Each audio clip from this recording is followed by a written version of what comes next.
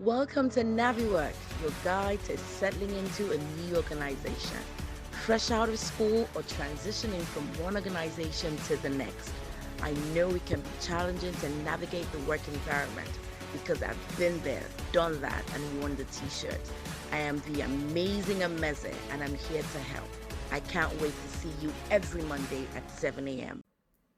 Good morning. Welcome to NaviWork with Amazing Ameze, your workplace guide to navigating the environment. Today I'm going to be talking about something that may be just a tad bit sensitive.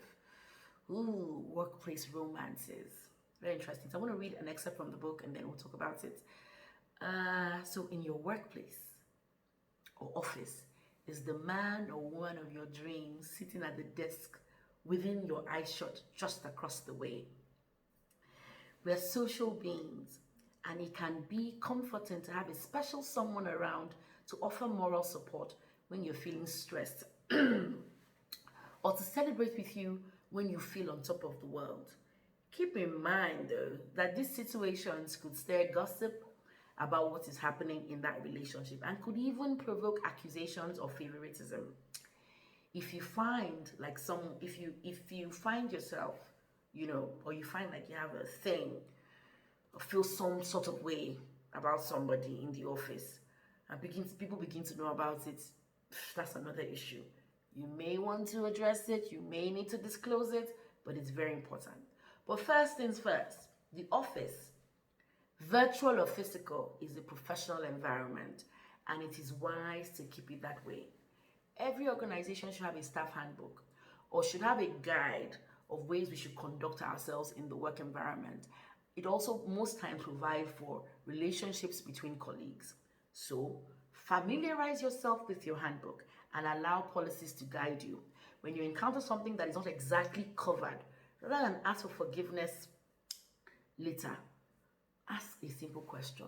Go to the HR department and go and say, look, this is a gray area. This is what I'm dealing with. I need to understand if this works. So great. Now, office romance. I often say no. No, no, no. Keep it out of the office. Maybe because where I've worked in the past, sometimes you work in big organizations and people that are married can work in the same organization, but they always make sure that they work in departments that don't interfere with each other or cannot cause some kind of conflict. But I'll say stay away from it altogether. And many people in the world. And if you find that that special someone is in your office, one of you should just advise yourself and somebody should resign. Get another job and try to resign, and then we now try to formalize things. Because the truth is, you may be doing a great work, and especially if it's your supervisor and they're giving you kudos and then you're in a relationship, nobody sees that it's a great work. Everybody begins to think, well, she's probably not doing a good work. It's because she's in a relationship with the boss. That's why she's getting favored and all of that. So, I understand the need to have a connection with your colleagues.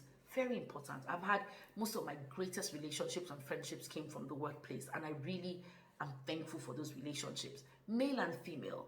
But we need to be careful the way these things are perceived. The last thing we want are allegations flying up and down the place and people misinterpreting what gestures mean.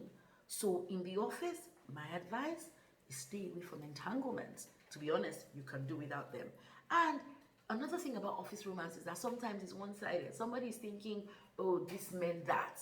And the person said, I don't know what she's talking about. I don't know what he's talking about.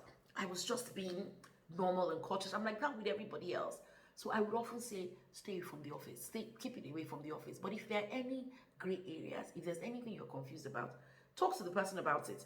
And then say, I think it's something that we need to take to HR, But what is most important, is making sure that, you are in the clear. I would say keep it out of the office, but if you must have it to the office, have a chat with HR to say, is this allowed? It's not clear from the handbook what we can and cannot do.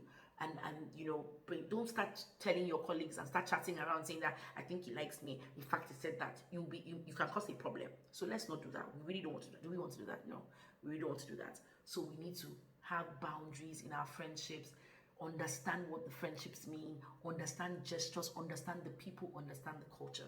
And when in doubt, go to HR. I hope you found this useful.